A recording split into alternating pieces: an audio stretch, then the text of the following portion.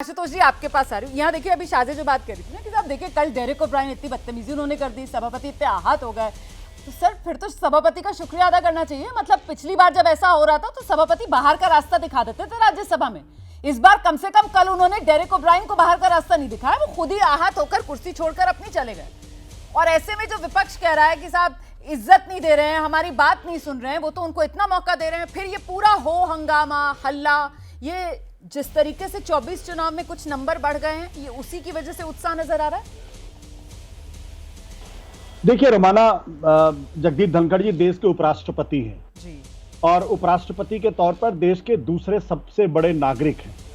उस पद की गरिमा इतनी ज्यादा होती है कि हम सब उसके सामने नतमस्तक रहते हैं, लेकिन उस पद पर बैठे हुए व्यक्ति को भी तो इस बात का एहसास होना चाहिए कि हम जिस पद पर हैं उसकी एक गरिमा है, उसकी एक मर्यादा है। तो आप किसी भी पद पर हो, आप चपरासी हो, आप राष्ट्रपति हो, देश का संविधान सबको बराबर मानता है। आप लोगों का सम्मान आपको अर्न करना पड़ता है। सम्मान आपको कोई दे नहीं सकता, पद से आपको सम्मान नहीं मिल सकता। सम्मान तो मिलेगा आपके अपने कंडक्ट से, आपके अपनी बातचीत से। अफसोस की बात यह है कि राज्यसभा हाउस ऑफ एल्डर्स है और राज्यसभा का गठन इसीलिए किया गया कि अगर लोकसभा कभी गलती करे तो राज्यसभा उसको दुरुस्त करे। इसलिए लोकसभा में चुने हुए लोग आते हैं और राज्यसभा के अंदर डायरेक्टली चुने हुए लोग नहीं आते, ताकि वो एक अंकुश की तरीके से काम करे।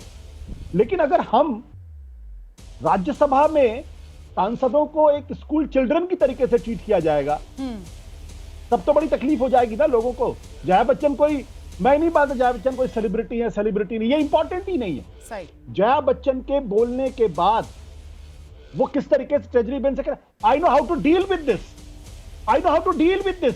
अरे आप जंग के मैदान में हैं क्या? उसके बाद क्या कहते हैं, आप धीरे से देखिए वो जया बच्चन से बात करते हो और कैसे उनका टोन ऊंचा चला जाता है। आई डोंट केयर, आप होंगे सेलिब्रिटी। अरे भाई आप उपराष्ट्रपति हैं, आप उस पद पर है कि आपकी एक कलम से लोगों की किस्मत बन और बिगड़ सकती है।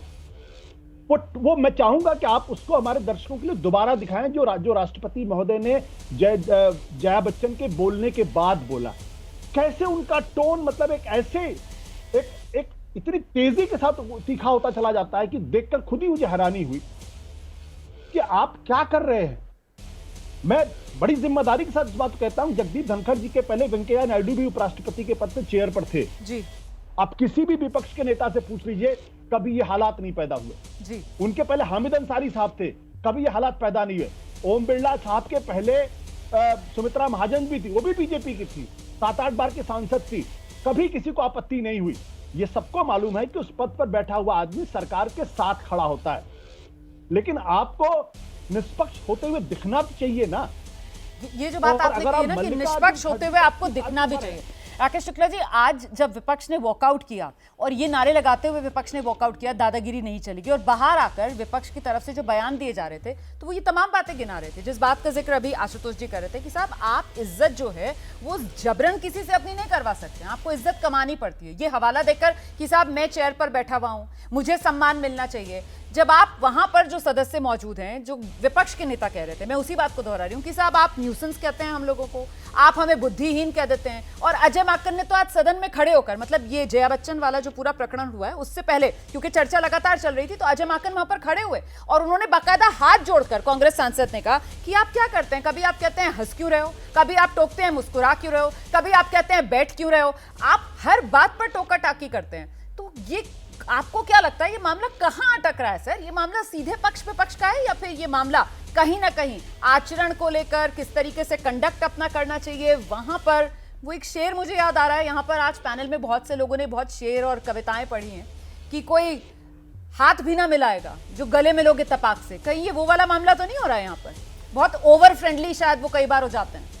रोमाल जी, मेरी जानकारी में हो सकता है कि अधूरी हो, पर मेरी जानकारी में राज्यसभा के अंदर ये दूसरी बार ऐसा हुआ है जब आसंदी पर टिप्पणी की गई है। ओके। मुझे याद है कि नजमा हेपतुल्ला जी उपराष्ट्रपति थी, तो उन्होंने भी किसी टिप्पणी को लेके कुर्सी छोड़ के वो चली गई थी, चलते हुए हाउस को छोड़ के गई थी। वो एक घटना थी। और दूसरी आज की घटना है। मुझे लग रहा है इस बार जो ट्रेंड दिख रहा है वो ये दिख रहा है कि आसंदी को किस तरीके से घेरा जाए।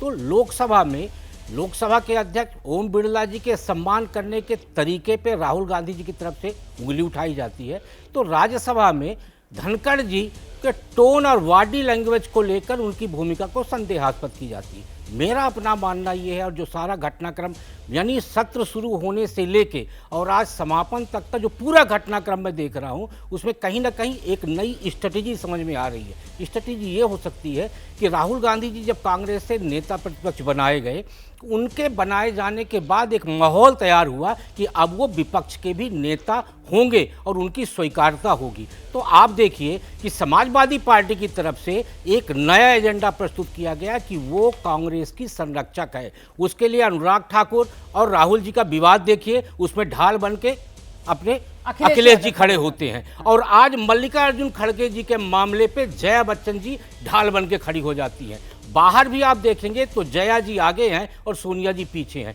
तो लोकसभा में राहुल जी कहीं ना कहीं समाजवादी पार्टी के पीछे खड़े होने के लिए विवश किए जा रहे हैं, तो राज्यसभा में सोनिया जी कहीं ना कहीं विवश की जा रही है। तो पूरे देश में एक माहौल ये तैयार किया जा रहा है कि भले ही क्षेत्रीय दल है समाजवादी पार्टी, लेकिन कांग्रेस जैसे राष्ट्रीय दल के संरक्षक के रूप में वो उभर